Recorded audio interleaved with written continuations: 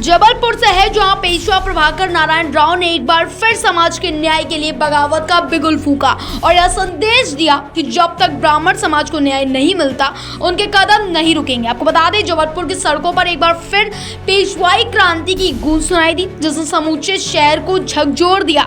उनका यह संघर्ष न केवल समाज की न्याय की मांग का प्रतीक बन चुका है, बल्कि इसने ब्राह्मण समुदाय को एकजुट होने और अपनी आवाज उठाने का साहस भी दिया है। वहीं पेशवा साहब ने यह स्पष्ट किया कि जब तक ब्राह्मण प्रोटेक्शन बोर्ड का गठन नहीं किया जाता वे अपने संघर्ष को निरंतर जारी रखेंगे। उनका यह मानना था कि ब्राह्मण समाज की हत्याओं को रोकने के लिए यह बोर्ड बेहद जरूरी है।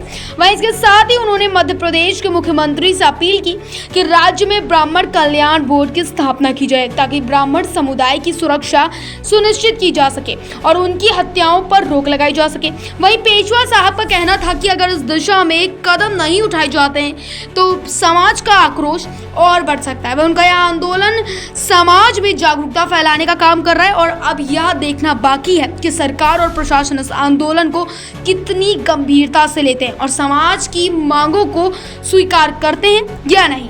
उनके नेतृत्व में चल रहा यह संघर्ष ब्राह्मण समाज के अधिकारों की रक्षा की दिशा में एक महत्वपूर्ण कदम साबित हो सकता है।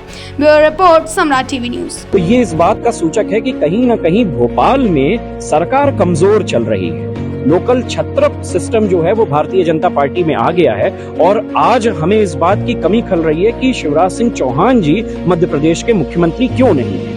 आप देखिए, इतनी जघन्य अपराध हो गया, 4 लोगों को जाति सूचक शब्दों के साथ तुम ब्राह्मण हो, ये हो, ऐसा कह के मार दिया गया। और उसके बाद तलवार, मतलब मिडिल एज, जैसे हम पेशवाओं के टाइम पीरियड में मुगल करते थे, उस तरह से ये हत्या की गई। तो ये हत्या इस बात का सूचक है कि किस हद तक जबलपुर का शासन प्रशासन जो है वो निस्तेज हो चुका है। हमारी मांग है कि हम जबलपुर की इस घटना से संज्ञान लेते हुए, ब्राह्मणों को गालियां देते हुए उनकी हत्या करने वालों को जल्द से जल्द सलाखों के पीछे क्रूरतम तरीके से हत्या करने के लिए पहुंचा है और पूरे प्रदेश में माननीय मुख्यमंत्री जी ब्राह्मण प्रोटेक्शन एक्ट को लागू करें। हम लोगों की ये सबसे बड़ी मांग है।